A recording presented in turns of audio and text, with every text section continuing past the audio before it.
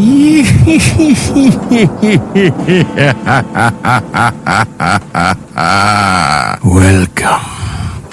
to Biff's Mystery Theater. I have many tales to tell you. Ghost stories, murder stories, and tales that will make your bones chill.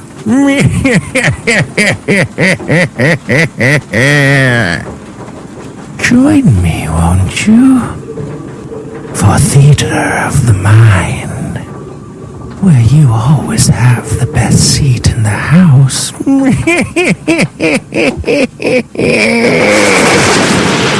Now close your eyes and turn off the lights.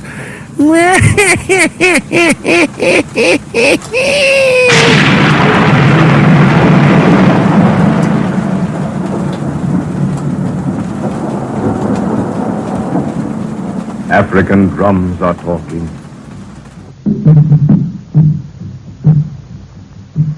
Over weary wastes of veldt and jungle, the drums bring you a story of Africa. Africa, that land of mystery and strange ritual, ebony bodies, witch doctors, and sudden death. The land of jungle and impenetrable swamp, where the primeval sweat of Mother Earth rises in miasmic clouds of fever-ridden vapor to hang suspended in the foliage of the ageless guardians of the jungle. Listen.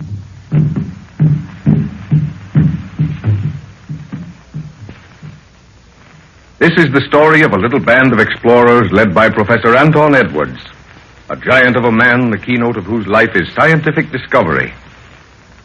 200 miles from the banks of the Upper Congo River in the jungles of French Equatorial Africa, Professor Edwards has made his camp, awaiting the coming of assistance before traveling farther into the hinterlands.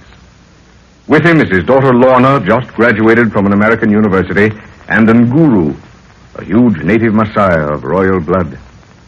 It is night in the African jungle.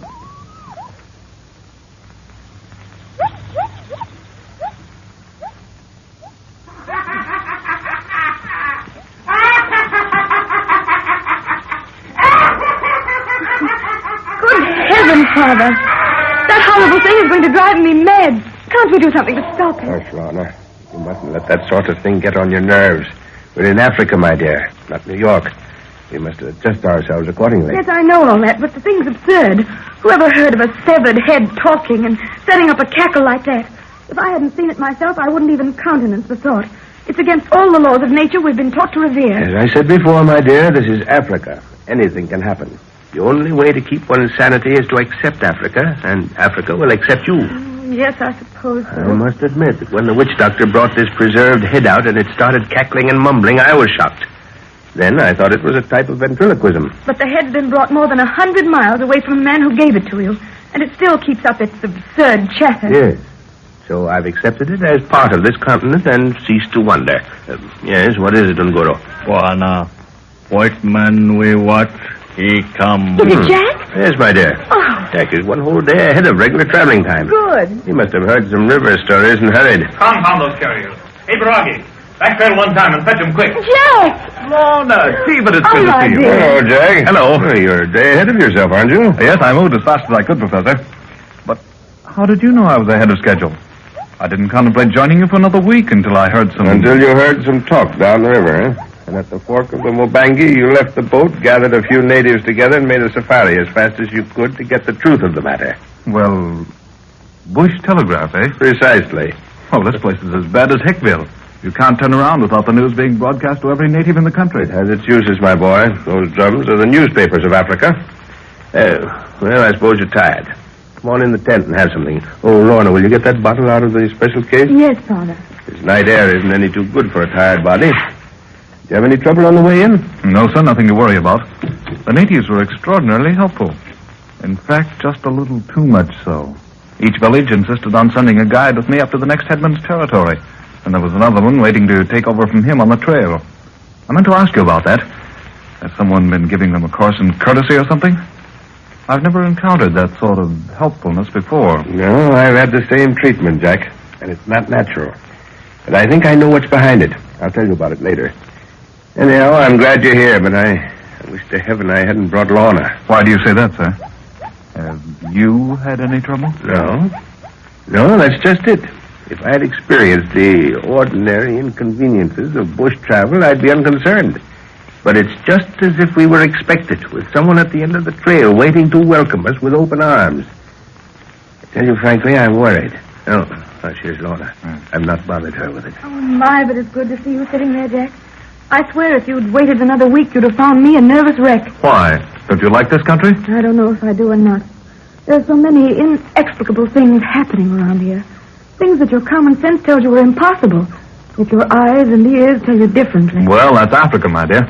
But what sort of things do you mean? Well, for instance, Oh, good Lord, what's that? What is it? Lorna, stop trembling like that and tell me tell me what that means. Good heavens, child, get hold of yourself. Professor, can't you... Oh, Jack, don't shake me like that. I'm all right now. Only it's just as if the thing knew I was going to talk about it. What thing? What do you... Oh, then it is true. Those river stories weren't lying. Good Lord, Professor, you found it. You found the talking head. Yes, Jack, I found it.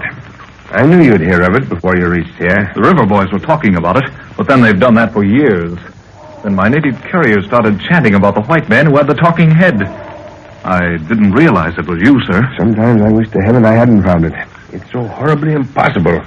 Yet, there the evidence sits in the other tent, and... It's ghastly, Jack. A head. A severed human head. Wizened and shriveled, with an awful perpetual grin. And it keeps mumbling a lot of incoherent gibberish to itself. Oh, it's horrible. Tell me about it, sir. May I go and see it? No, not now. I'd rather you'd see it first of all by daylight. It's gruesome enough then, but by lamplight it's impossible. How did you come across it? Purely by accident.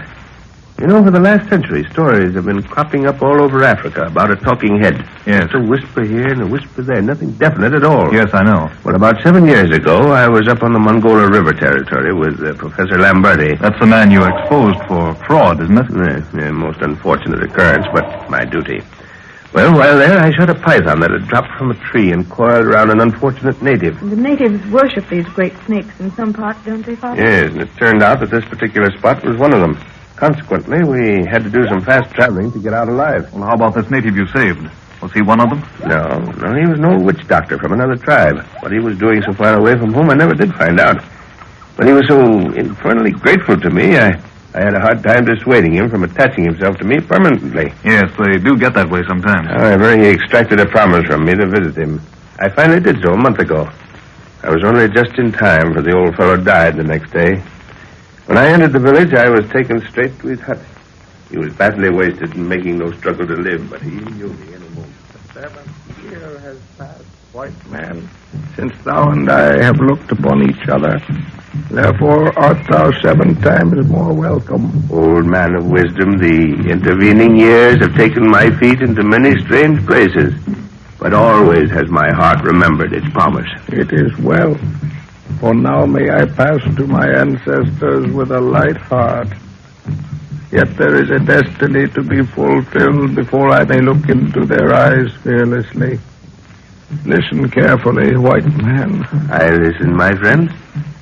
Many years ago, before the white man brought his floating house to the rivers, a white warrior whose brain was touched by the gods wandered into the village of my people. His speech to us was that of the monkeys, but his strength was that of the gorilla. At certain seasons of the moon, he would summon the devils of the forest and hold speech with them, but only his eyes could behold them. You've heard this story, white man. From the mouths of the ignorant only. This man led my people in battle. He was greatly feared. One day, as he lay sleeping in the forest, a warrior from another tribe crept upon him and killed him, taking only the head as a trophy. But the head refused to die, and the warrior in his terror dropped it and took flight. That head has been preserved, white man, for it is written that you shall take it back to its people, For the legend says that only then will the spirit compose itself to rest. So that's how you got it, sir. Yes. Yes, I promised to take it before seeing the thing. Probably if I'd waited, I'd have had nothing to do with it. It's really horrible. Oh, dear. What's the matter, Lorna? Oh, just a little tired, I guess. I think I'll turn in for the night. All right, my dear. I'll go and see that your quarters are ready. I see the professor still makes a personal inspection of quarters every night. Yes, he always does. Have you been getting plenty of sleep, Lorna? You don't look as well as you might. Oh, Jack, you don't know what a relief it is to have you here. There's something wrong with this place.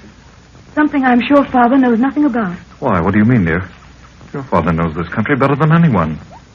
Is anything wrong? Oh, nothing really, I suppose, but I have the most horrible feeling of depression at times. It's just as if there was something out there in the bush calling me. Something terrible, dragging at my brain. And I had the most awful temptation to walk out of camp alone. Great Scott, dear. Whatever you do, don't do that. If there's anything harmful around here, you're safe while in camp. But by yourself, well... I know, Jack, but the feeling's gotten so bad that I have to... Oh, hush, here's Father. Yeah? Quarters are all set, my dear. Good night, Lorna. Good night, Father. Good night, Jack, dear. Good night, dear. You know, sir, I don't think Lorna's looking as well as she might. There's something worrying her. Oh, nonsense. She hasn't a care in the world. No, sit here, Jack. I have something to tell you. Won't it keep until morning, sir? I'm rather tired. Well, I'd like to give you the news now so you can digest it by morning. Okay, sir. Shoot. I believe I have the first piece of definite knowledge as to the whereabouts of that mythical race of people called the Golden Race. You've heard the stories the natives tell of them. The perfect people, no sickness, and incredible learning. Yes? We've always put it down as another African myth because no trace has ever been found of them. Do you mean to say you really believe these stories, Professor? No, I don't believe the stories the natives tell, my boy. But I believe what the talking head told me a week ago. Oh, good Lord, sir, that's... Listen, that's Lorna. Come quick, something's happened to her.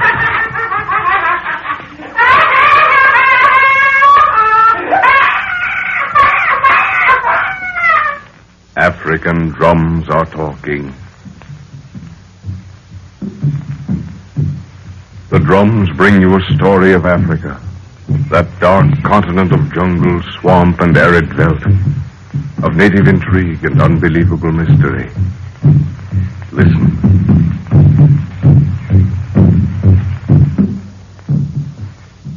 Professor Anton Edwards, while traveling in French Equatorial Africa with his daughter Lorna, comes into possession of a preserved human head that talks. Jack Martin, the professor's assistant, joins them.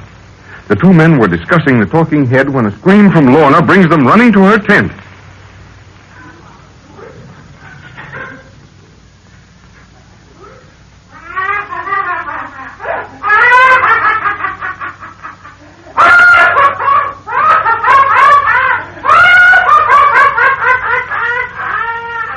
Confound it. Where's that flashlight? Here's one, sir. Lorna's not here. Her bed's empty. Great heavens. What's become of the girl? What in the name of... Oh, take no notice of that, Jack. It's only the head in the other tent. But where we... There she is. Where, sir? There. Walking across the open space. Look. Come on, we'll have to hurry. What's the matter with her? Her arms are stretched out. Wait a minute. Don't go too close. See her feet. They're bare. She's in her sleeping suit. Good gad. She's sleepwalking. Yes. We daren't wake her abruptly. Heavens, I didn't know Lorna was subject to things like this. Possibly the change of climate has something to do with it. Has she ever been known to wander this way before, sir? Well, not to my knowledge. I thought she was perfectly normal. Who's that on the other side of the clearing? There's someone watching her.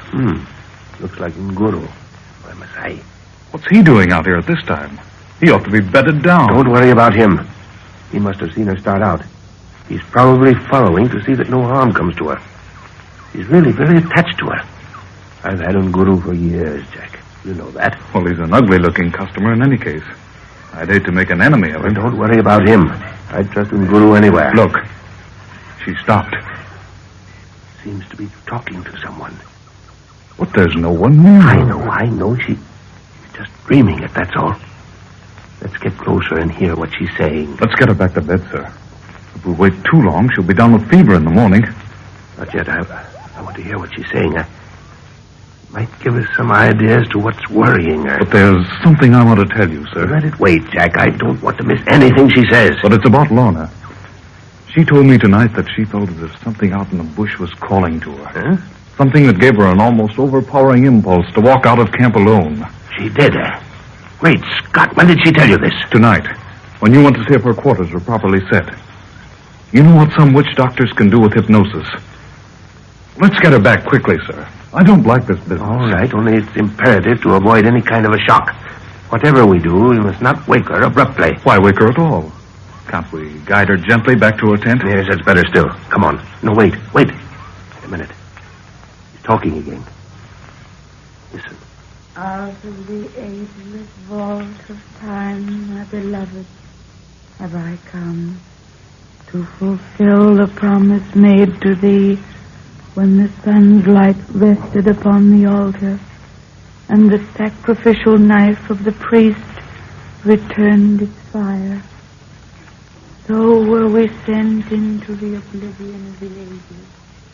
To learn Talking about the ancient sun worshippers. Must have read that paragraph somewhere. Do you recognize it, Jack? No, I don't, sir.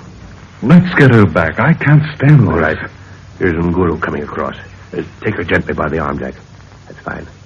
We'll take her back in a minute. That you, Nguru? Aye, Buana. Devil spirit, him come from hill. Look plenty for missy. What's that? What does he mean, devil spirit? He says a devil has come from the mountain and cast longing eyes on Lorna. Asante, Nguru. Now, tell me what your eyes have seen. Guru see nothing. Knows him smell 'em devil plenty. Lord, this gets worse and worse. All right, Nguru. Get me a rope from the store tent. Aye, Buana. Careful, Jack. Let her sink back on the bed gently. That's it. Good Lord, sir. I'm worried stiff. Well, it's nothing to worry about. Quite a natural thing at times. Sleepwalking is caused by excitement or mental stress of some kind.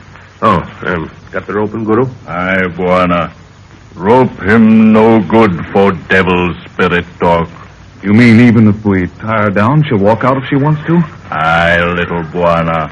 Devil him call, she go. Not after I get through tying her up. Well, give her plenty of room, not too tight, Jack. No, sir. I'm taking the rope around her bed several times. There's enough play for a natural turn of the body, but she'll never get out of it unless the rope is cut. Yes, I see. Well, that looks safe enough. No spirit I've ever met would get her out of that. She seems to be sleeping very heavily. Do you think she's been hypnotized, sir? No, you see, her eyes react to touch. Yes, come on, she's safe enough now at all events. Let's go to the other tent and finish our talk. Thanks for watching, Nguru. Asante Sana. You can sleep now. Aye, Buana. Hadn't we better place a guard outside here? No, there's no need, Jack. She's all right now, I'm sure. We'll only be a few feet from her. But I still think a guard would be the safest Now, plan. don't worry, my boy. Nguru is always on Gazi. He never seems to sleep. The slightest unnatural sound in camp at night brings him up as silently as a shadow. Yes, he seems to move just like a cat. Yeah, and he moves just as quickly, too. Oh, whiskey and soda? Yes, thanks. I need one after that. What about this body servant of yours, sir, Nguru? He certainly is a tough-looking customer. Yeah, Nguru is all right. And he's not exactly a body servant, you know. I've spoken of him several times at home, if you remember. Yes, but you've never really described him properly. He's as big as you are and fully as strong, which you must admit is unusual. Yeah, he's a fine specimen of warrior. He's a prince in his own right. Blue blood through and through. I've had Nguru for years. We did quite a lot of Secret Service work together for the British government during the war in German East Africa. He saved my life on more than one occasion. Does he always carry that great spear with him? Never lets it out of his sight. He calls it the Snake Woman. The Snake Woman? Why is that? Because just one kiss means death. That is, unless he wants to prolong the operation. Good Lord, does he do that sort of thing often? I've only seen him do it once, when he fought the man who ran off with his wife. And he cut him into ribbons before delivering the final thrust. Well, it's nice to know he has some sort of feeling anyway. Since I've met him, the expression on his face hasn't changed one jot. It never does, under any circumstance. But I'd trust in Guru with my life at any time. Now, let's get back to talking about that talking head, Jack. Yes? I wanted to tell you that the chatter of the head is not at all gibberish, as you probably think. There's sense to what it says. Good heavens, sir. How can the thing talk if it's severed from the body? There's some trick to it. No, I don't think so.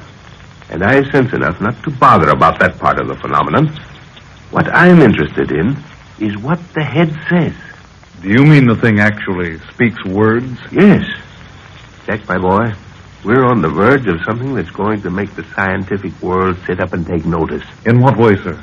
This head speaks the language of the lost Atlantis, or as near to it as anything can be.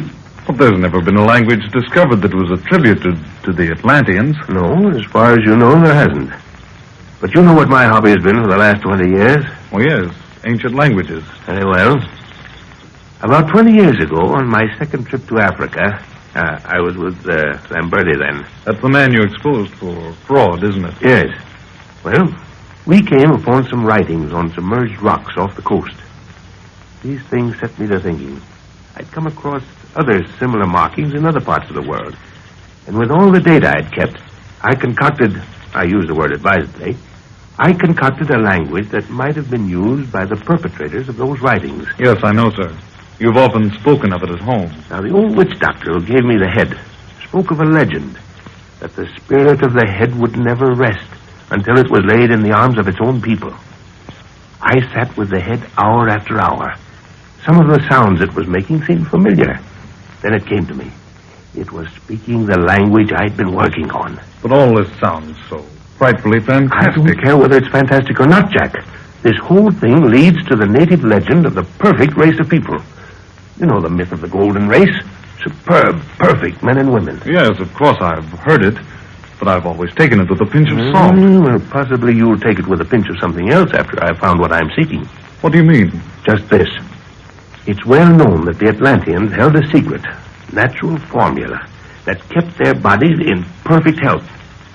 And if this head belongs to one of that lost race of people, it's going to lead us to the place where they are. Because its chatter, according to the language I've been working on, is nothing but directions of travel. But good heavens, sir, would you trust yourself in this wilderness to a guide like that? If what I'm after is at the end of it, I'd trust myself to a headless body, let alone a bodiless head. But it's taking a great risk. Well, don't you see, Jack? That's where the native legend comes from. The head won't rest until it's back with its own people, and it's giving directions all the time how to get there. Yes, of course, but you'll excuse me for asking you, sir, especially just now, but have you been taking your quinine regularly? I see. Well, Jack, if you're going to take that attitude, I'll be forced to leave you behind and go on alone. Then in that case, I'm afraid you'll have to put up with my company. Because madness or no madness, I'm staying with you. Well, that's more like you, Jack. I knew you would. That's why I sent for you to join me. You needn't worry about my health. My temperature is perfectly normal and my pulse quite regular. Nevertheless, I think I'll keep an eye on you. Oh, by the way, we've forgotten all about Lorna. Hadn't we better go and see if she's all right? Yes, we'll go now. Hello, Ngoro. Nearly, old warrior. What is it? Buana, devil he speak. Missy, she go for palava. Come. What's that? He says the devil called and Lorna's gone. Come on, Jack. Lorna's tent, quick. I'm with you, sir. Confound that tendril. Where's the flashlight? Have you got it one, Jack? Yes, here you are. Great heavens. She's gone. Lorna's gone and The ropes on the bed are still intact. they haven't been moved.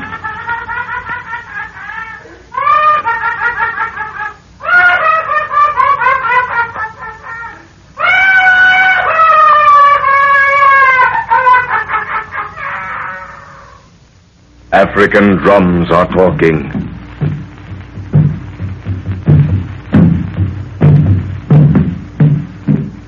On and on they boom, just as they have for countless eons, causing the myriad human pulse to throb in unison.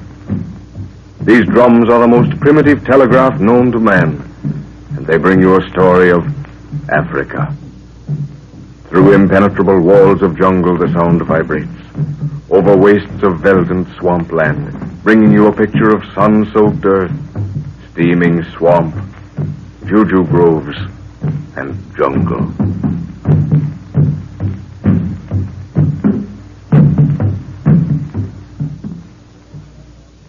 Professor Anton Edwards, while in Africa, comes into possession of a severed and preserved human head that talks. The professor maintains it is the language of lost Atlantis, the same that he has been reconstructing for years. This theory makes possible the stories told by natives of a marvelous white tribe known as the Golden Race. The professor, his daughter Lorna, and his assistant Jack Martin are in camp. With them is Nguru, a huge native Maasai prince. Lorna was found walking in a trance, and for safety was tied to her bed. Later they found her gone, and the ropes on her bed still intact. It is night in the African jungle.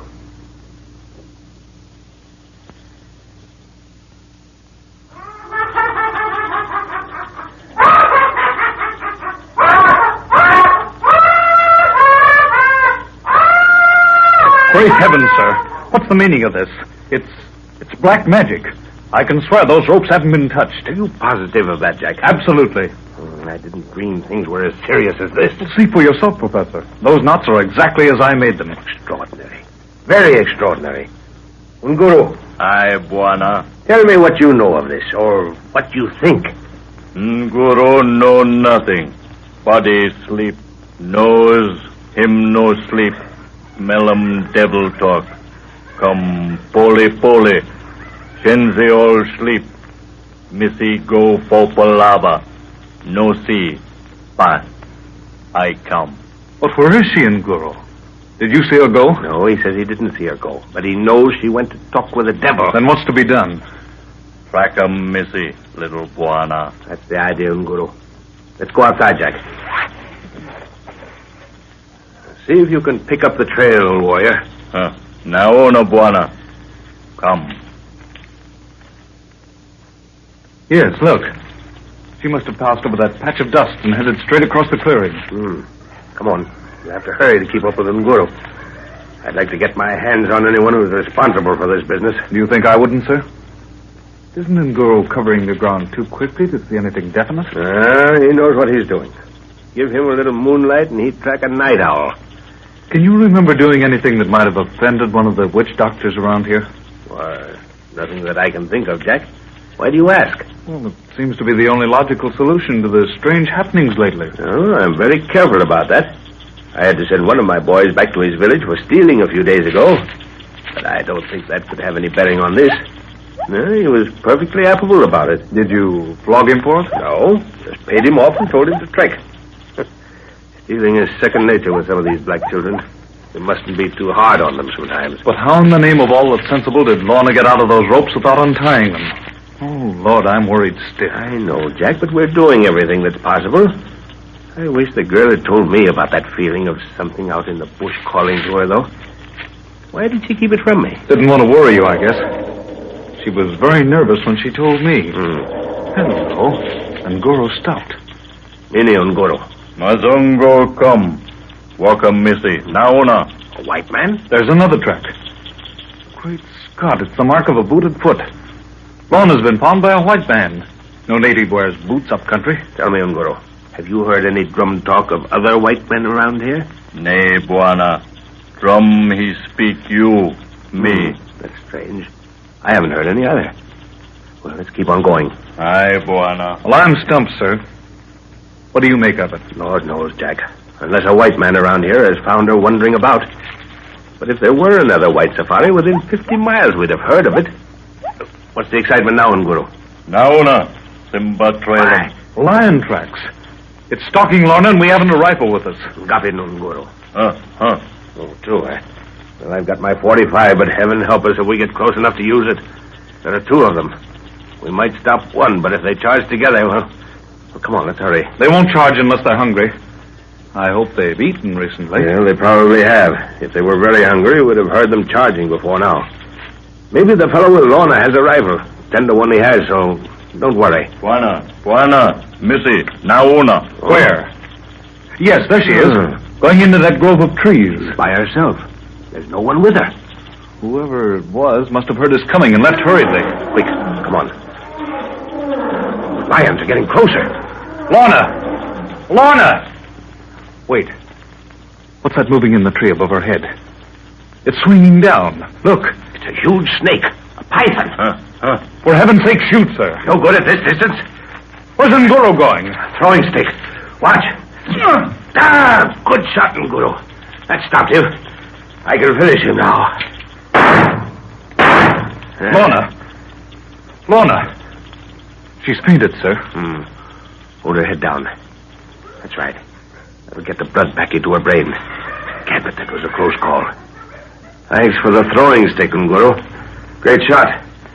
Asante Sana. Nauna Buana. Huh? What is it? By George, he's right. If that isn't a sacred snake, I don't know one when I see one. Let's see. Yes, you're right. It's a marked python. But I don't think it belongs around here. Might have wandered from its special grove, eh? Well, let's hope it has. We don't want any snake worshippers hauling around our camp. If it belongs around here, we're in for a hectic time, I'm afraid. She's coming out of it, sir. Lorna, dear. You're all right now. We're with you. This is Jack. Yes.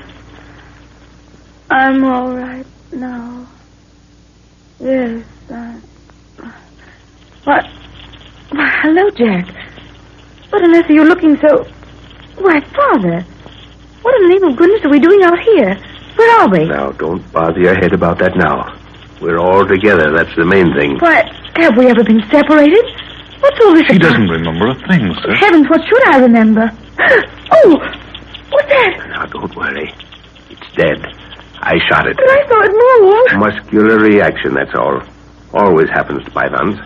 A python? Yes, we'll tell you about it later, dear. Oh. We've got to go back to camp as fast as we can. Better take that snake along, Professor, or bury it. If these natives... We haven't time now. We've got to get back to camp. But how on earth did we come away Now, from don't there? ask questions now, Lorna. Be thankful we're all together.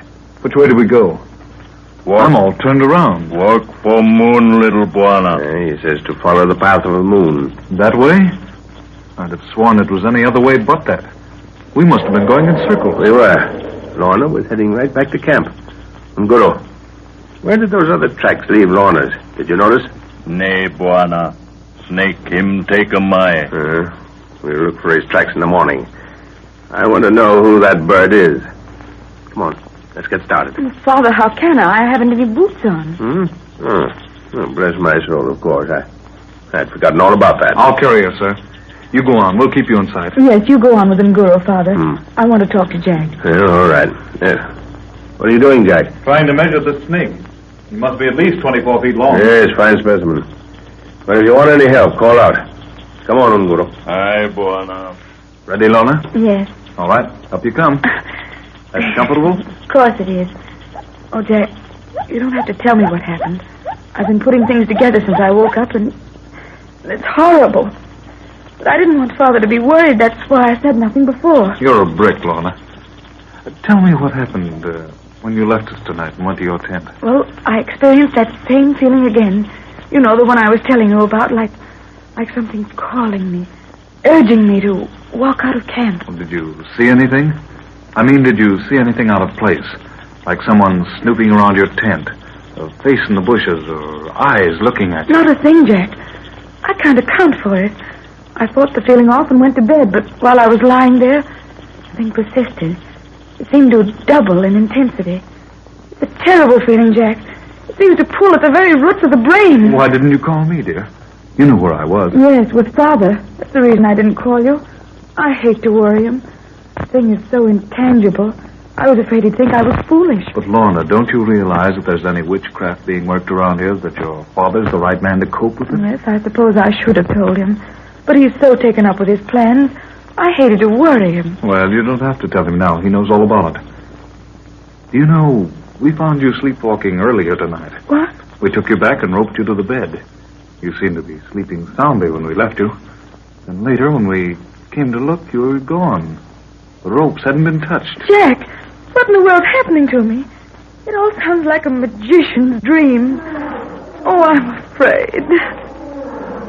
What's that? Great Scott. I've forgotten all about those lions. Hold tight, we'll have to run for it. I guess we've got too far behind. Good gad. What's the matter? There are 2 lions standing in our path. Oh. They're between us and your father. See them? Oh, yes. Fire a shot, Jack. Maybe it'll frighten them away. I haven't a gun. Your father has the only one we brought. What can we do? I'll put you down. Now, if they start to charge, see that tree there? Yes? Well, if they come for us, you run for that tree and do the best climbing you've ever done. But what about you? I can't leave you. Hello! Take to the tree! Your father's seen what's happened. Now, don't forget, if they charge, run. Look out, they're coming! Run, Lorna, run!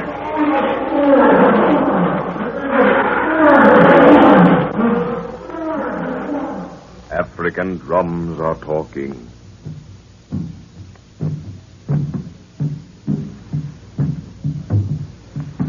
Over miles of veldt and jungle, the weird throbbing of the drums beats through the tropical night.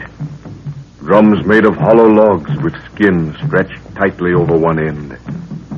Sometimes human skin. Village after village takes up the message to send it booming farther into the night. Listen.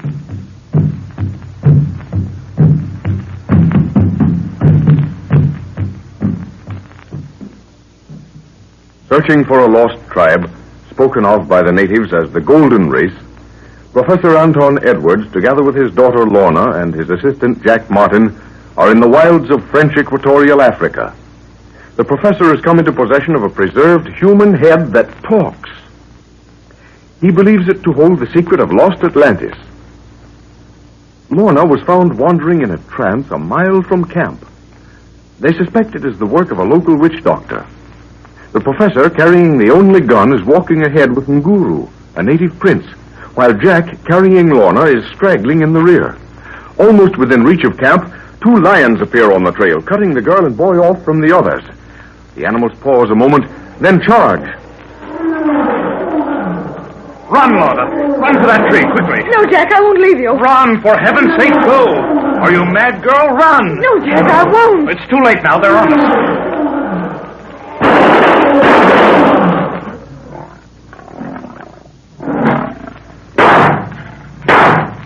Lorna. Jack. Are you all right? Yes, sir. We're all right. At least I think so. What happened? I don't know exactly. Those shots, they were from a heavy rifle. At least the first 2 were. You 2 children all right? Tell me what happened. Oh, I don't know rightly. But those lions, who shot them? I haven't the faintest idea. When I ran back, one of them was thrashing about, badly hit, so I finished him. The other was stretched out dead. Well, at all events, there's someone around here who doesn't want us killed. What do you make of it, sir? Oh, please take me back to camp. I feel rather shaky. Why, of course. I'll take her back, Jack. You can tell me what happened as we walk. Nguru, fetch the boys to skin the lions. Aye, Buana. We'd better have the skins brought into camp.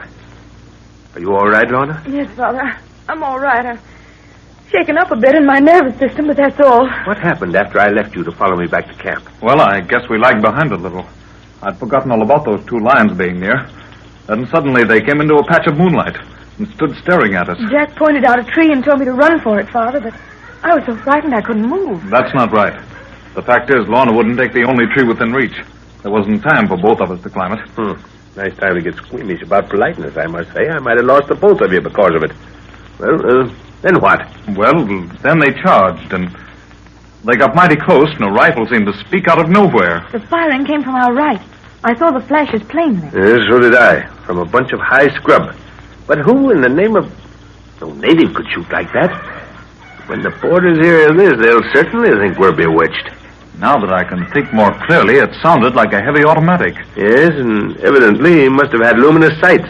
A white man, all right. Well, we have a guardian angel anyhow. Oh, that campfire looks good. I'm frozen through. You know, I think you better take a dose of quinine, Lorna, and go to bed. Oh. Well, I'll take the quinine, but I don't want to go to bed. I wouldn't sleep anyhow. I'd see those awful lions coming at me all the time. Get my coat from the tent, will you, Jack? I want to stay by the fire a while. All right. Can you dig down into your memory, my dear, and recall anything about the earlier happenings of the night? You mean before you found me out there? Yes. No, Father, it's all a blank. But it might come back. That feeling of something mentally drawing me into the bush is completely gone now. Here you are, Lorna. Oh, thanks, Jack. Now you two go on into the tent. I know you want to talk shop. I'll join you in a little while. Now, wait a minute, young lady. You didn't think you were getting out of that dose of quinine, did you? Here it is. Of course you would. Oh, I hate the awful stuff. Well, the necessary evil in Africa, my dear. It sort of keeps the moths and bugs away, you know? Well, here's to the man with the rifle. Oh, dreadful stuff. Now both of you run along. Come on, Jack. I want to compare notes with you. I've been wondering, sir. Did you do right in having the lion skins brought here? They really belong to the other fellow, you know. Well, that's the reason I wanted them here. In the hope that he'd come and make a claim. Oh, I see. And Guru went out to the boys, didn't he? Yeah. They ought to be back soon. Yes. You see, Jack, the man who shot those lions is the same fellow whose tracks we saw join Lorna's when she was walking in that trance. At least it looks like it. But why didn't he make himself known to us? What's his game? He must have the natives under his thumb, or he wouldn't be able to keep his presence around here a secret. No, that's true. I understand a little about drum talk, but I haven't heard one of them beat out the symbol for white man except in relation to us. It's got me worried. We'll have to break camp the first thing in the morning. Here's Ngoro. Buana. Nene Ngoro. Mazungu's devil na pega simba. What's that? He says it was the white man's good devil that killed the lions. Well, that's a good idea. You tell Chenzi boys in Goro, eh? The porters think we have such a proficient good devil working for us, we'll probably have a little less trouble with them. Well, that's a relief. I hope that thought takes root. All right, Ngoro. Get some sleep, huh? Aye, Buana. Here, Jack. Take a look at this map. I want to go over some details with you. At present, we're over here, about 20 miles from the Bakari River. Oh, by the way, perhaps you're too tired to go over this now, eh? You had a pretty bad scare tonight. Oh, I'm all right, sir. I've been charged by lions before. But then it was I who was holding the rifle and not someone else. Oh, hello, Lorna. How do you feel now? Oh, fine, thanks, Jack. I think that scare shook my brain up a bit. Well, did you manage to remember anything? Anything that could help us? Not a thing, Father. There's only one thought in my head now, and that's to start traveling and keep going. Well, you're likely to get your wish. We're going to start at daybreak. Listen. The drums have started. Must be something important. What are they saying, Well, Father? if you'll only be quiet for a minute, I'll tell you. Great Scott. Something wrong, sir? No, there's nothing wrong. Except that they know we're going on safari in the morning. What? Pete's sake, how did they know that? We've only just this moment spoken of it. Are you sure that's the message, sir? Yes, listen. This is what they're saying. White hawks take wing. Fly north sunup. White hawks take wing and fly north at sunrise, eh? And they even know the direction we're going to. Evidently. I don't like that white hawk part of it. Oh, well, that's nothing unusual. It's the way they have always designated the white man. It's just a drum name. They've stopped. Yes. Now we'll be expected, all along the line of march. The drums to the north have probably taken it up and are relaying it. There's something very mysterious about all this. Yes, I know. If I didn't have such convincing proof of what I'm after, I'd be tempted to get back to the coast. But I can't, Jack.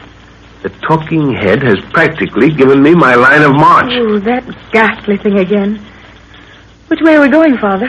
Just a little west of due north. And we have to pass over some bad country. The ground's all new to me. Will we touch Lake Chad? No, we'll pass to the east of it. And from then on, we can expect no protection whatever. Oh, why is that? Well, I have permission to trek around these parts as far as Chad. But north of that, we'll be going into Tuareg country. And the French won't guarantee anything. In fact, they won't give me permission to go in there.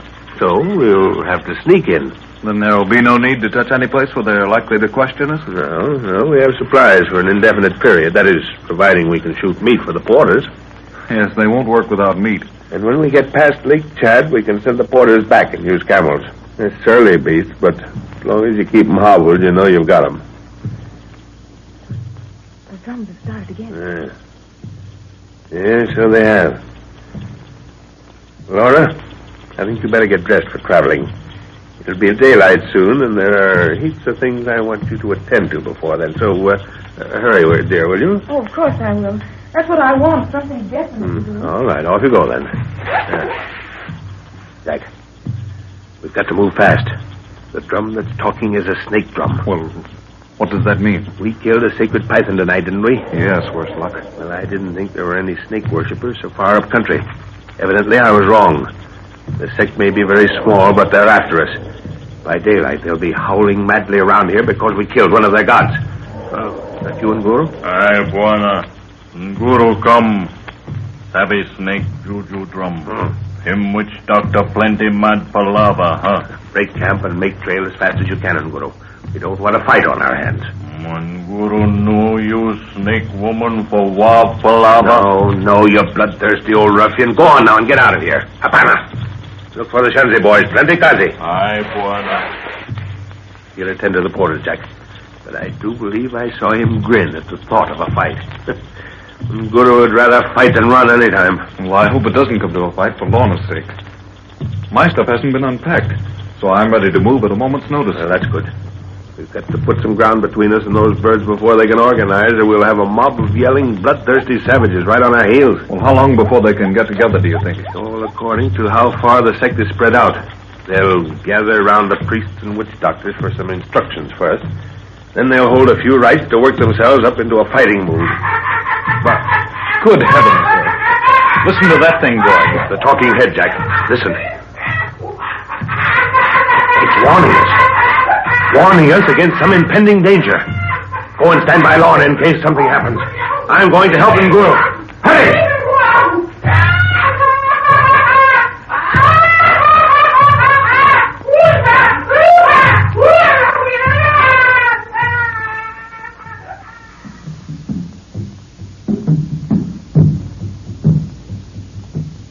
The booming of message drums brings Africa to you. Africa, the cradle of nature, where Mother Earth steams in her primeval sleep, sweating under a load of superstition, mystery, and witchcraft. Africa is a land of great silences and thunderous upheavals, a land where anything can happen. Listen, those drums bring you a story of Africa.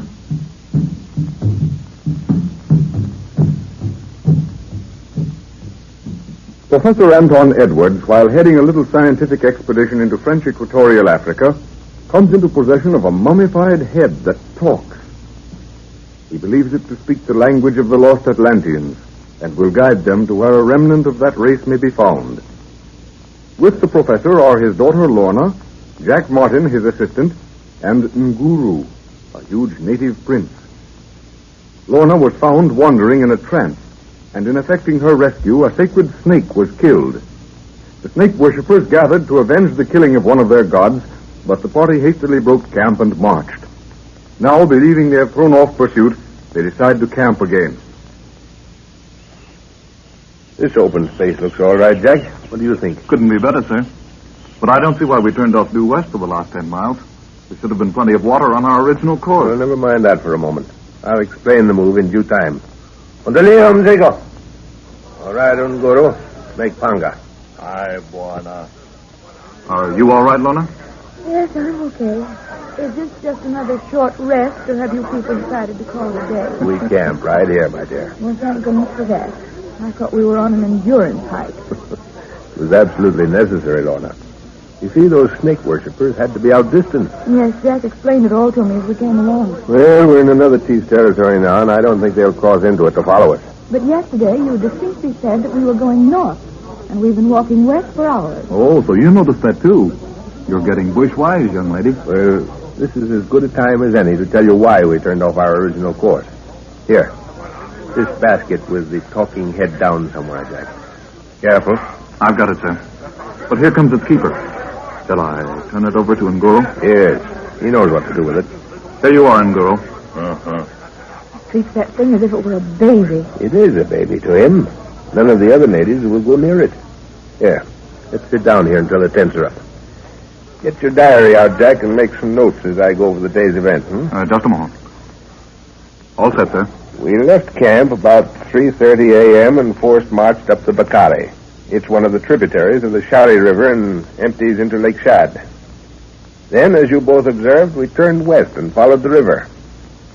You remember just before leaving our last camp that the talking head kept calling? Do I?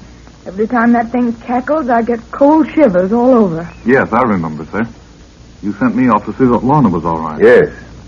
Well, with the aid of my notebook on the language of Atlantis, I was able to follow some new directions the head was giving. But that isn't all. As far as I was able to decipher it, the head spoke of a small carved snuff box, the property of a witch doctor. The carvings on this box will open the remainder of the country to us like a book. Yes, I've heard of these carvings that work wonders with the chiefs. But they're usually in the form of a stick, aren't they? Yes, they are. Where did you say you would find this snuff box? Well, that's the funny part of it. I didn't really expect to find the place at all. The translation runs something like this. By the little water, feeder of the great stream that makes the mirror of the skies, lies a fertile mound that rises above the head of a horned horse. Now, a horned horse must be a rhinoceros. The mirror of the skies is Lake Shad, and the Bakari is the first little water we came to. But the rhinoceros head. How in the world can you link that up with it? I've got it. There it is. That huge boulder over there. Look at the flat head and the curved horn on the snout. You're right, Lorna. That's just what I thought. And you can imagine the thrill I had when we rounded the bend and I saw that. There's the fertile mound, that wooded hill. And the witch doctor evidently lives at the top. It sounds like the directions to a pirate's treasure. I'm thrilled to death. Where are you going, Jack? I'm going over to that rock and see if it was carved by a hand or not. Maybe there's some writing on it. Well, I'll go with you. All set, Guru? Aye, Buana. Tent him all ready. Plenty water all time. Shinzi boil 'em food drink one time. Good. You stay here in camp. I'm going for a walk. Buana go walk for hill, huh? Yes, I'm going up that hill. Why? Buana watch 'em thorn. Him plenty thorn on the hill. Buana go for catch 'em sleep. Make 'em for hill tomorrow, huh? No, we can't wait for tomorrow. I'll go now. Guru walk for hill along, huh? No, you old scoundrel. You stay here in camp. I'm going for a talk with the witch doctor. Boss, I have spoken. Aye, Buana. Him witch doctor plant 'em plenty thorning ground. Buana nenda poli. Poli.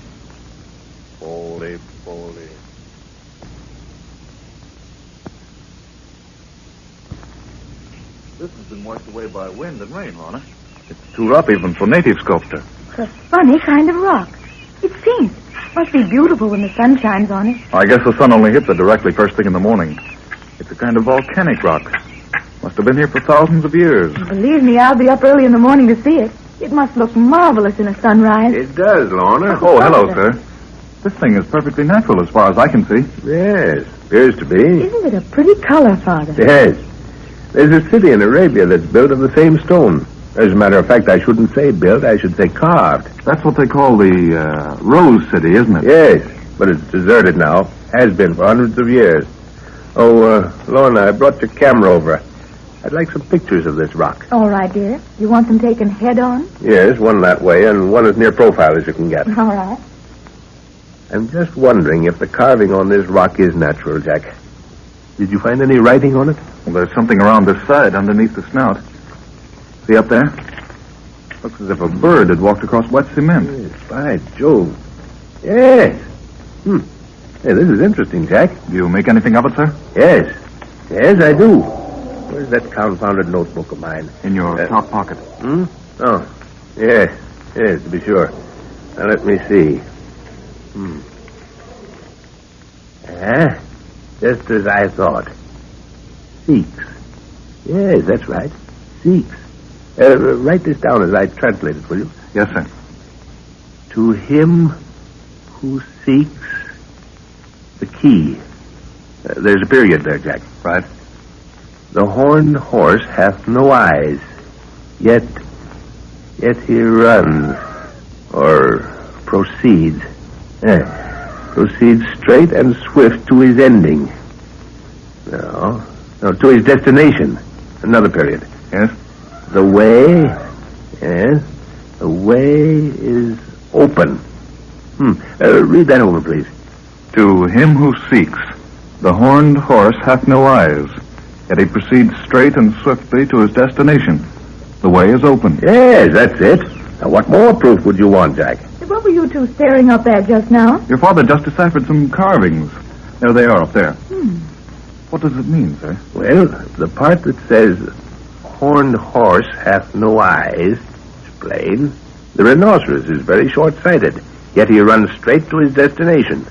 That means he has a very finely developed sense of smell. He relies on his nose. The way is open, so we follow the rhino's nose, see? It points to the top of that hill. Precisely. Did you get the pictures, Lorna? Yes, I put the camera back in the store box. Good. Well, children, do you feel too worn out for an adventure, eh? Well, do you mean you're going after that snuff box now, up that hill? Yes. Well, I should say I'm not tired. I'll admit I was until you told me about the little box. But I couldn't rest now until I've seen it. And you, Jack? All set, sir. Whatever you say. You were traveling all day yesterday, and you had no sleep last night. I won't blame you in the least if you stay behind, my boy. Not at all, Professor.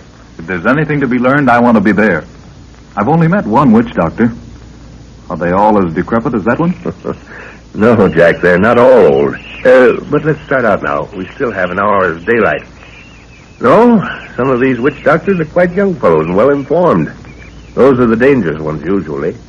They've learned quite a few of the white man's vices and surprisingly little of his virtues. Well, how could they come in contact with white people in such remote parts, Father? The old witch doctor sends his protege down, or up country, as the case may be, to learn all about the white man's magic. The young man usually lands among the worst of our type, and combining that knowledge with what the witch doctor teaches him, it mostly makes a bad combination. Are they easy to deal with? Mostly, yes.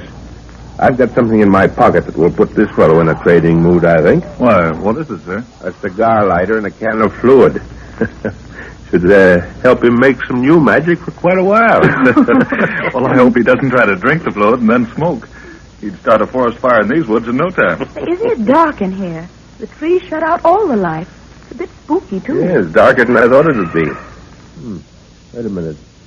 You better not go any further. I just remembered something. Something you should have brought, sir? No, Guru warned me to look out for thorns on this hill. That means danger, or watch your step. I'd forgotten all about it. Well, what did he say altogether? Well, he said to go softly. Guru doesn't usually get squeamish unless he has some good reason for it. He said the witch doctor plants thorns, and for us to poly-poly. That means to go slowly.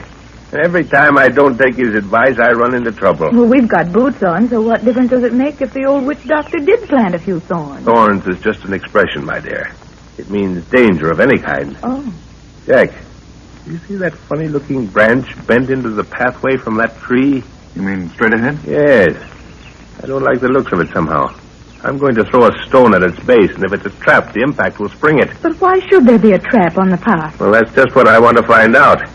If it is, as I suspect, then we're in the Juju Grove, which is sacred ground.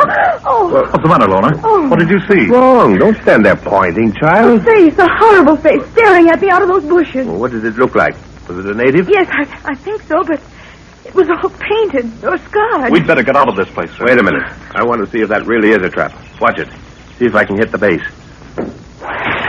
Great Scott, murderous invention. If anybody had touched the thing, it had been speared a dozen times. Yes. We'd better get out of here and send a message up to this murderous bird by drum talk. Come on, then. I've got a feeling we're being watched. Look out behind you, sir. In heaven's name. African drums are talking.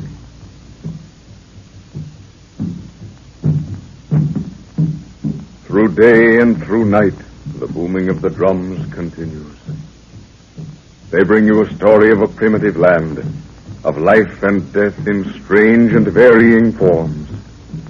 Dark bodies slinking through trees, feline forms creeping through underbrush. This is nature's hunting ground, where murder is rampant and the law of the jungle prevails.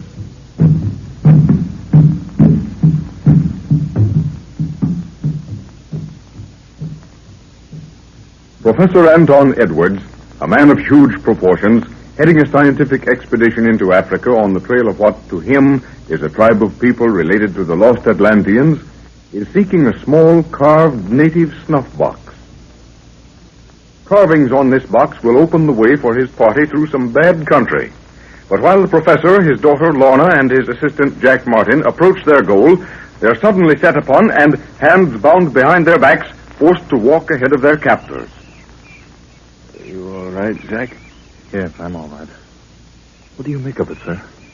I've been afraid to speak in case they'd separate us. Can't make head nor tail of it, my boy. These natives hadn't let a peep out of them since grabbing us. They usually go about after a capture with yells and screeches. The whole thing was over so quickly, it seemed like black magic. I wonder how Lorna's taking it.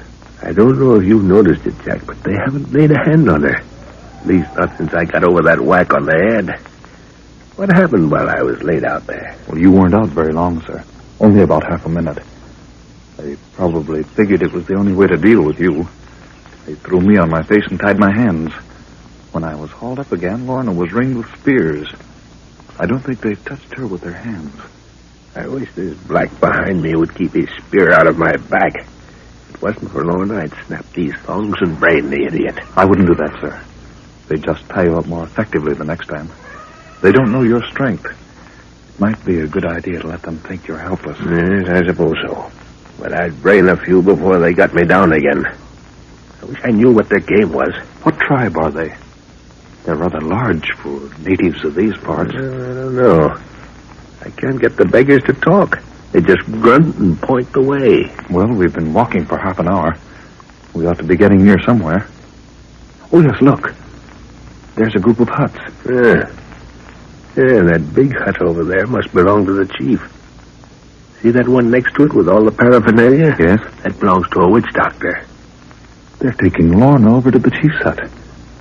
Can't we do something, sir? There's nothing to be done. She hasn't been harmed yet, which is a good sign. But if I hear the slightest cry out of her, somebody's going to pay for it. They evidently mean us to park in that hut straight ahead. Come on. That hut doesn't look exactly healthy, does it? You'll have to bend and go in sideways. You'll take part of the doorway with you, sir. You go in first, Jack. I want to try something. All right, sir. Here goes.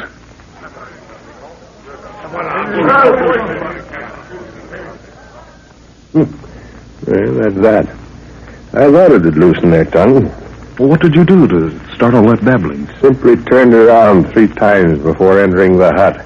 Does that mean anything? Nothing as far as I know. If my hands had been free, I'd have played eeny, meeny, miny, mo on my fingers. These blacks are so full of superstition, anything like that appears to be bad medicine to them. Why did you do it, sir? Well, I couldn't bear the thought of being taken without giving them something to worry about. Besides, I wanted to hear them talk. Lord, but it's dark in here. It'll be dark outside in a few minutes. Are you sure they don't mean any harm to Lorna? Well, the signs are fairly good up to now. I hope Lorna keeps her head, though. You know, the thing that stands out in my mind is that these blacks haven't laid a hand on her. That's it. They've either been given orders not to touch her, or they think she's sacred. If it's the former, I don't like the look of it. That means we've been watched, and they knew Lorna was one of our party. Well, let's hope they think she's a goddess or something. Then we'll have time to work before they begin any ritual stuff. Look, they've placed a guard at the door. I can see to the crack in the wall. These walls are nothing but interwoven grass, Jack. Be an easy thing to break them down. Probably get a spear in the back of the neck as soon as we put our heads outside. Look at that. There's someone talking to the guard. It's a woman. She's coming in. Look at her lips. Like great saucers. That's food she's placing on the ground. Turn around, Jack. You must untie your hands. Yes, that's right. Good heavens, sir. This is unbelievable. I've heard of these great-lipped women, but I've never seen one before. Well, I'm glad I'm going to have my hands free to eat anyhow. Oh, boy, that feels good. That means it's your job to take these thongs off my wrists. Come, look sharp, Jack. I'm hungry. Jack, that's a woman from the Ubangis race. Hold still, sir. It's so confoundedly black in here, I've got to feel for the knot. Oh, don't worry. I'll snap it. That's better. And where's the grub? You know, it'll be the first time I've tasted native food in years. Did those thongs cut your wrist, sir? Not enough to worry about. Well, I have some iodine capsules in my pocket. pocket. For heaven's sake, Jack, let's go native for a while and forget civilization. When I do that, it always helps me to outthink these savages. I've been in worse fixes than this, but then I didn't have Lorna with me. Yeah, that tastes good. Say, how do you eat this stuff, sir? With your fingers? Well, of course. Back to nature, my boy. Does you good once in a while. You don't seem to be worried at all since you recognized that woman with the great lip extension. Recognized her tribe, I mean. I'm not, Jack. But wait a minute. Maybe I'm wrong. I've just thought of something. Is it anything helpful, sir? No, I'm afraid not. Possibly I was holding on to a forlorn hope. You see, the Ubangis are a peaceable people and full of curiosity. I thought maybe we were victims of that. And on the other hand? Well, those people have been habitual slaves for many years. It's just possible that this woman is just that, a slave. Well, are there any known tribes of Ubangis in these parts? No. The furthest north I found them is the village of Kayabi, bordering on the Cameroons. Come on, eat something, Jack. We'll need all the strength we can get. Well, I really don't feel like eating, sir. No stomach for native food, eh? Then if you were cooped up in a place like this for weeks, you'd soon get to like it. Well, I guess I'm just a little... Hush. You hear that? What's that? That dog barking. Quiet. I want to listen to it. I knew it, Jack. I knew it the moment I heard it. Thank goodness I haven't lost those senses. What is it, sir? All I heard was the yap of a native dog. That native dog you heard was Unguru. He knows where we are, evidently followed us and saw what happened. But what can he do? The native porters can't help him. We don't want the porters. I'd rather have Unguru with me than any 10 men you'd like to name, Jack.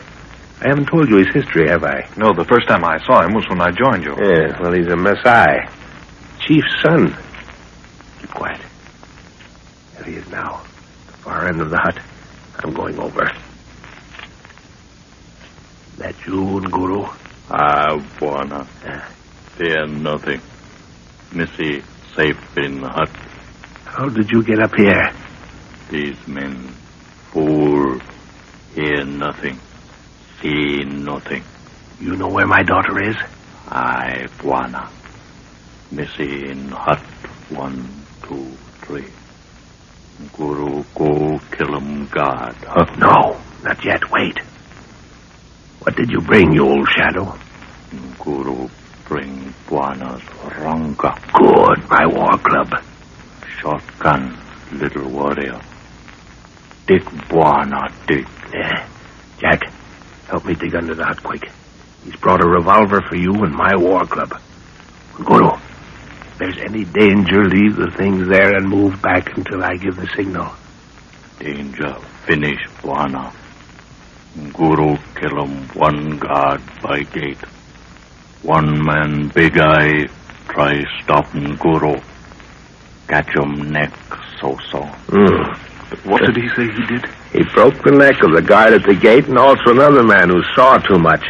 It's an old trick Unguru and I used during the war. But they'll find the dead guard and start a search, won't they? No, they'll think it's the juju I worked as I entered the hut. There'll be no mark on them. Here's the gun, sir. And here's the club. Yeah, there's a knife, too. Unguru, asante sana. That goes for me as well, old fellow. Thanks very much. Buana. They find dead man. Lie still, old watchdog. Lie still. Is it the guard? Aye. Other man lie in bush. No see. Good work, Unguru. When safe, return to Missy. Say we come tonight. Aye, Buana. I go. How in the world did he manage it, sir? I mean, coming through the village like that. Jack, that black sinner could go through Hades without even Satan knowing of it. You know, sometimes I wonder if he isn't Satan himself. He holds all these tribespeople in absolute contempt. Well, if he can do a thing like that, I don't wonder at it. By the way, sir, what war was it that you spoke of just now? Surely you didn't have Nguro in France with you? No, I was in East Africa in 1914. Nguru was my guide and gun bearer. We attached ourselves to a British force that was moving into some country I wanted to go over, and we had a lot of fun. Listen. The drums have started, sir. I think it's a message. Yes, listen. Come. Meet. White. Full moon. Tomorrow. Good heavens, Jack. What is it, sir? These people are cannibals.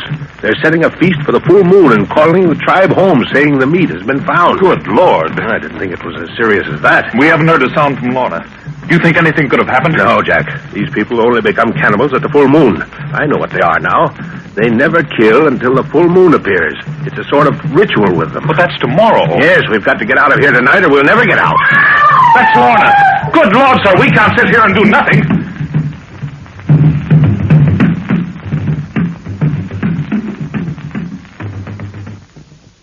African drums are calling.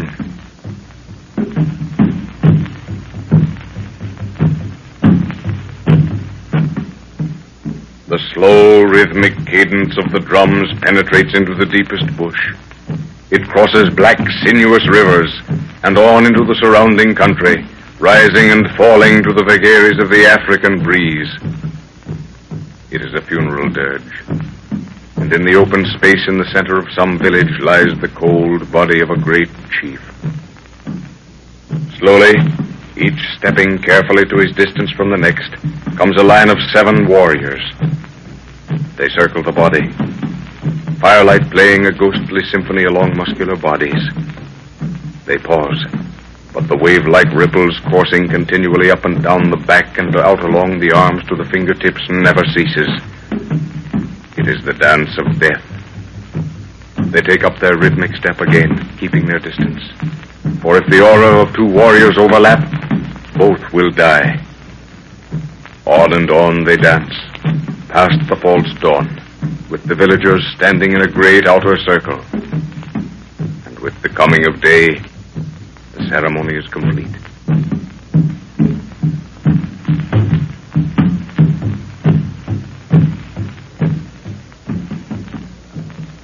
Professor Anton Edwards, his daughter Lorna, and his assistant Jack Martin have been captured by a savage tribe while on an expedition into the wilds of Africa. Nguru, the professor's huge Maasai bodyguard, has crept up to the hut where the 2 men are confined and slipped weapons to them. Jack and the professor were awaiting Nguru's signal when a cry from Lorna reached their ears. I can't sit still with that scream of Lorna's ringing in my ears. Let's do something, We sir. can't do a thing, Jack. If she's in danger, Nguru will take care of it. He's probably with her by now. It can't be very serious, or we'd have heard him in the center of a fight. Drums have stopped. Do you really think she's all right? I know she's not in any immediate danger, or Nguru would have let us know before now. Oh, yes, I guess so. But just waiting Patience, Jack, my boy. If I'm not mistaken, we'll be out of here shortly and in a position to really do something if necessary. You have a lot of faith in Nguro, haven't you? Yes, my boy. I've never yet known him to miss. He's always in the right spot at the right time. Well, he seems to have done it well this time, sir. But I don't yet see how we're going to get out. We're only 3 against the whole tribe. The odds are pretty large, I know. But it's dark now. It's been done before, my lad, and there's no reason why it can't be done again. What are your plans? Well, if I know Nguru, he'll wait for the moon to drop behind the trees before starting anything. The village will be asleep by then, except for these guards and the ones tending the fire. But the moment we try to break out, the whole place will be roused. We won't make the first move, Jack. That's Unguro's. It's his job to attend to the guard outside this door. Then, as silently as we can, we get to the hut where Lorna is. And do the same for her. It's perfectly simple. Yes, so it sounds. But you're used to this sort of thing, sir. You've done it before. I'm afraid I'm going to prove a handicap. If you'll obey me implicitly, you won't. On the contrary, you'll be a great help. It's very good of you to say that. But I can't help feeling I'm going to blunder somewhere. It's just the fact that Lorna's freedom hangs on us makes you feel that way. You got that revolver strapped on you? Yes, sir. It's the most comforting thing I've laid my hands on since we were taken. You hear that? It's Unguro. He's starting. Won't be long now. But remember, Jack, that gun is not to be used unless it's the end of our plans. Very well, sir. One shot would rouse the village. If a native passes close to you, lie still and try to avoid him. But if he comes for you, use your hands on his throat and stop his yelling. The thing I'm afraid of is making a noise. That's the next move, Jack. Take your boots off. We'll have to leave them behind. I hate to do it. Just broken these in from marching. Good Lord, sir.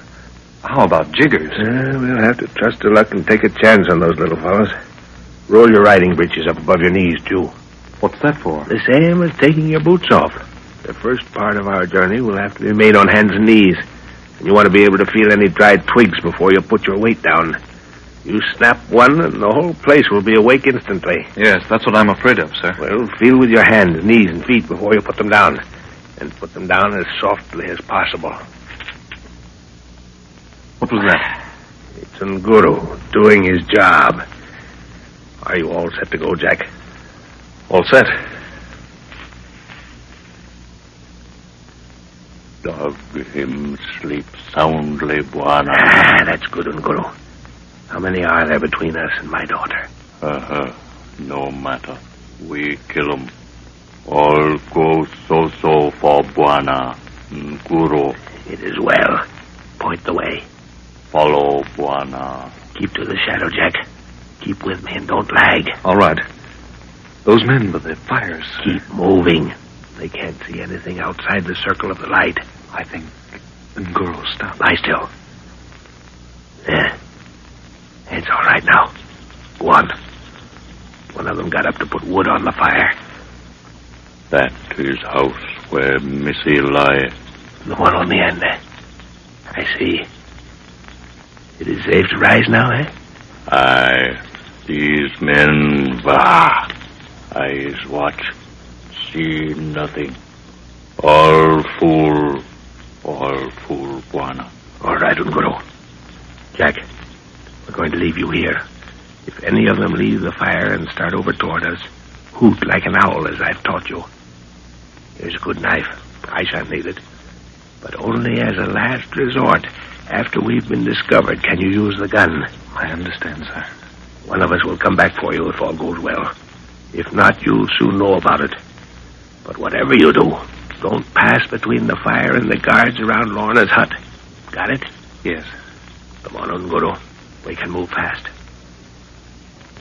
This like year past, Buana. Year war come long. Yes, I've been thinking of that myself. Is it good, Unguro? It is good. Two warrior, you, me, happy. Have they harmed my child? I speak Missy. She safe. These men house cattle. No eye, no ear, no smell. They slave one man. They're serving one man, eh? Aye, Buana. What is he? You know? Guru know not. Guru smell white man. White man? Maybe some renegade, eh? That Missy prison hut so. How many men guarding it? Good for you, me. Two, eh? Not so simple as that. Here comes one of them. He come for wood, for fire. No here neck break. Down, Buana, down.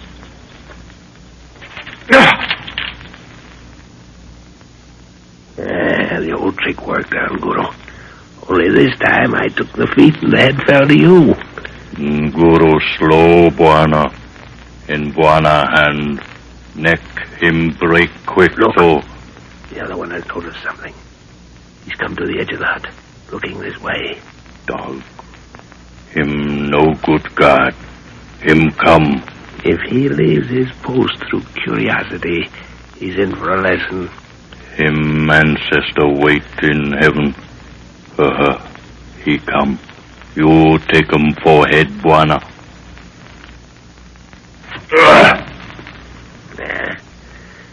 The way is open, Guru. Come. Aye, Buana. Buana hands quick. Take the far side of the hut. Maybe there are more sentries there. Nay, Buana. No more. Guru, no.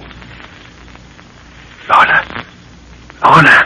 Oh. Don't make a noise, dear. Oh, Father, I knew you'd come. Hush, dear. Not so loud. Buana.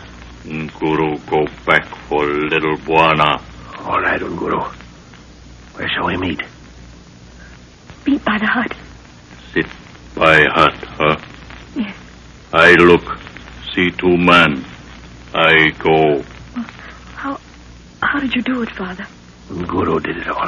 But first, tell me if you're all right. Have they hurt you? Not a bit. I've been terribly scared, but that's all.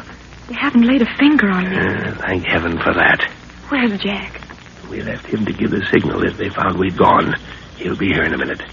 Tell me, what happened when you were taken to the chief's hut? That's the strange part of it. There was a white man there, and I swear I've seen him somewhere before. A white man? Now I begin to understand a few things. Oh, he was very courteous.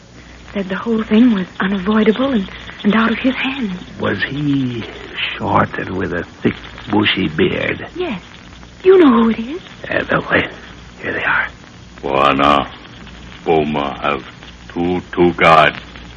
Find dead man so-so. Double the guard at the gate, Good. Now there's one for each of us, Guru. Little Buana, he no pass. Guru show, huh? Yes. He showed me which way to go. All right, then, Jack. Follow us with Lorna, but keep a good distance. When the way is clear, you'll hear the hoot of an owl. So wait for it before approaching the opening. Good luck, sir. Oh, Jack, I knew something would happen to get us out of this mess. We're not out of it yet, dear. But I think we've got the worst part over. Careful how you walk. Yes. We daren't spoil things now. Where's Father gone? To make sure we can get out. These bushes circle the top of this hill. The only way to get out is where we came in. And they're guarding it. Yes. Is there any danger for Father? No. At least I don't think so, since I saw some of his work back there.